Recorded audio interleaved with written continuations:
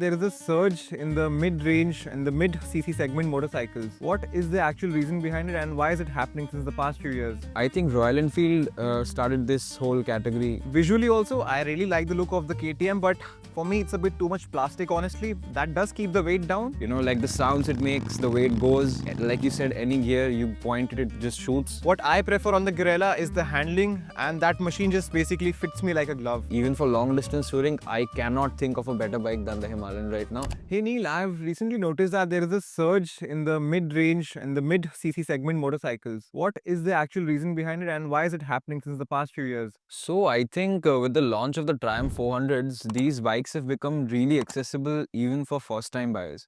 And they are in a very exciting place where they can get a 400cc as their first bike. Yeah. What is your favorite bike from this segment?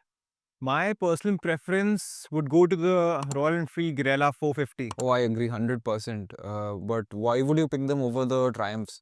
So I've ridden both the motorcycles. I've tested in the Scrambler, the Speed 400 from Triumph, and I rode the Guerilla very recently. And the difference is actually quite massive, honestly. Like the handling, what I prefer on the Guerilla is the handling, and that machine just basically fits me like a glove. It's super agile. The Sherpa engine is extremely tractable. Like I can shove it into any gear, twist my throttle, and it goes zoom. That bike is an amazing bike for the money that you're giving.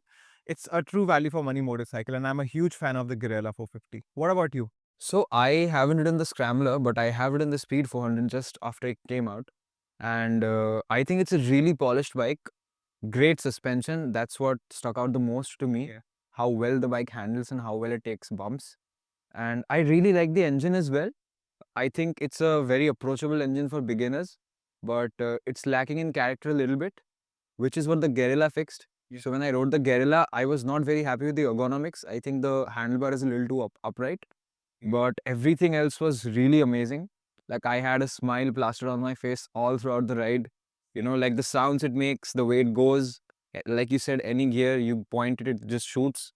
And that's why I would any day prefer the Guerilla over the Speed, even though it has its own issues and niggles. If you're given the option to choose between the Scrambler and the Guerilla, I would, even though I really like going off-road, which I don't think you can do a lot of on the Scrambler.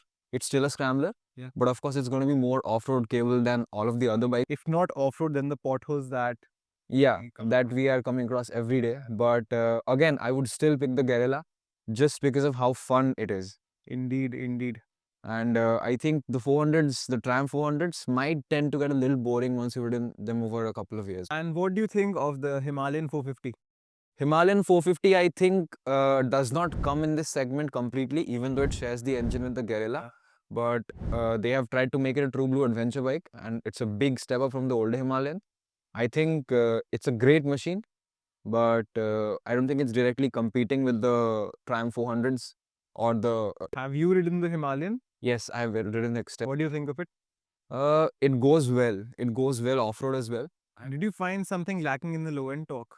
Yeah, the low end torque is lacking, but I come from an X-Pulse. So I'm used to riding bikes where you have to rev them a little higher, use the clutch a little bit more and get the power out. But once the power comes in, the mid-range is really strong. And even for long distance touring, I cannot think of a better bike than the Himalayan right now in this price segment. And is the weight apt for an adventure bike on the Himalayan?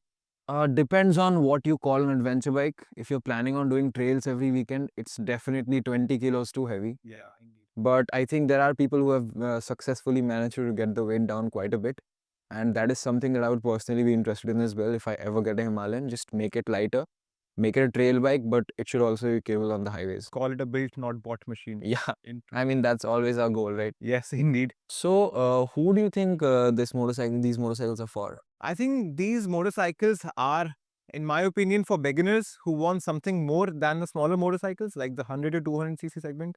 That can get that can get a bit boring after a while, and you can't have a lot of fun on those machines. But the 400 to even the 350cc, some of the 350cc's are fun, honestly. I would say beginners, people switching from a smaller commuter bike to maybe something that's fast and easier on the pocket, because these bikes don't drink a lot of fuel like their bigger twin engine counterparts, not twin engine, twin piston counterparts, like let's say the Interceptor, or maybe something bigger like the Bonnevilles or Speed Twins, Bonnevilles, all sorts of the bigger bikes. So they're a bit easier on the pocket and also easier to maintain. So I think people who prefer more fun on a budget are going for these segments. And there is a sudden rise, as we can all observe since the past few years. We've got a lot of new launches upcoming that is from Aprilia's. The KTMs are also launching their entire lineup of the 390 Adventures. And what all other models are there? Yeah, we'll get to KTM in a while. Okay. But what I really think is these bikes have come in at a point where people who are just learning to ride and getting their first bike can also go up to a 400cc and take it to work or school the very next day. Because when the KTM 390 launched, technically the same segment, Yes. but it was so intimidating that it was not a first time bike at all. It was super aggressive. Yeah, but these bikes have become so approachable that you can really hone your skills in. And even 2 years, 3 years down the line, you won't be as bored like you would be with maybe a 200cc. So I think that whole 200, 250 segment has slowly upgraded and matured to this 400, Yeah. right?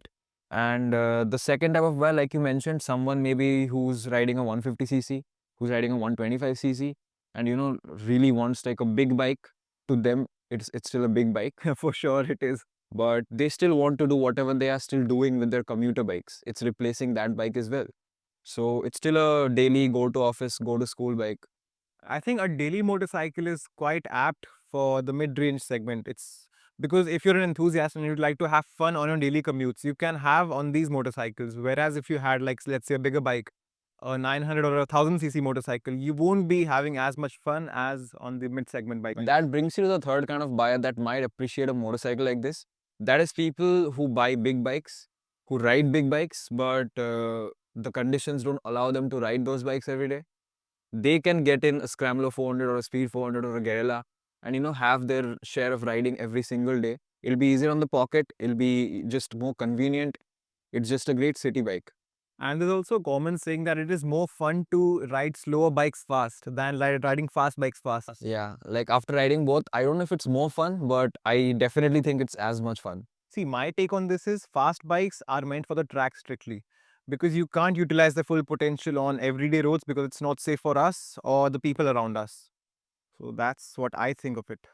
Do you think someone who's looking at the Tram 400s and the Guerilla would also consider something like a retro modern, like a classic 350 or a Highness or a CB 350 RS? I think those two motorcycles that you mentioned are a bit underpowered, honestly speaking, because I recently rode a classic 350 and the bike did feel a lot more sluggish. If we compare it to the newer motorcycles, I think the engine, it's a bit on the higher compression side.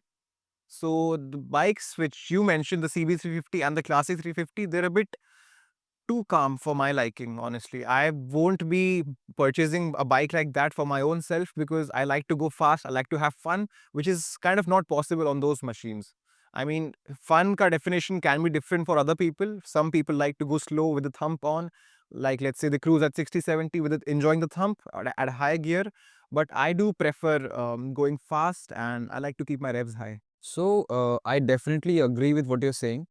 They are a different kind of motorcycles. Personally, I really enjoy the new Classic 350, the Reborn. I've grown up riding the older ones, and it's really nice to see how far they've come. But I also don't think there's a lot of cross shopping happening. Maybe for first time buyers who have never ridden a bike or they're just about to ride a bike, they might be a little bit confused. But people who know what they want to get, Yeah. I don't think they would shop between the modern 400s and the older 350s. I think they are two completely different motorcycles for different people. Yeah. You need to have a very specific taste and a specific riding style to make a decision for that. And I think people should be sorted in that sense. And I think Royal Enfield started this whole category in the modern times, and they have their own customer base right there since the older 350s and the 500s. Yes, yes, they did that way back with the 500. Yeah. Yeah. But these modern bikes, I think they are creating their own category now. Indeed. And that brings us to the other extreme, which is KTM, Oh. who are also readying the new adventures, the 390 adventures, and even the Enduro. These bikes look good on paper and visually also. I really like the look of the KTM, but for me, it's a bit too much plastic, honestly. That does keep the weight down, but I'm kind of scared for the KTM's future. Yeah, all of this will happen if they manage to keep the company running. Yeah. I personally really hope that they do because I have a I have a special place for KTM. I've always wanted to have one. I also am not a big fan of the aesthetics. The orange is too much. But I checked out the 390 Enduro at the India Bike Week, and that is something that I would really like to ride and maybe buy one day. I think the performance aspect actually takes over the aesthetics and all, because the performance peaks up and makes up for the loss in the looks.